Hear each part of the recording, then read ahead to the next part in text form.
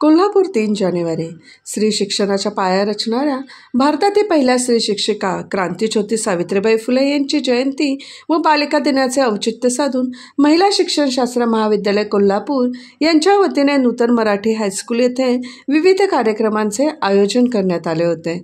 महिला शिक्षणशास्त्र महाविद्यालयाच्या वतीने नेहमीच विविध सामाजिक शैक्षणिक प्रेरणादायी उपक्रम राबवले जातात. या निमित्ताने भित्तिपत्रकांचे उद्घाटन करून कार्यक्रमाची सुरुवात करण्यात आली. या कार्यक्रमानंतर महिला शिक्षण महाविद्यालय येथील विद्यार्थ्यांचा शालेय आंतरवासिता सांगता कार्यक्रम देखील घेण्यात आला.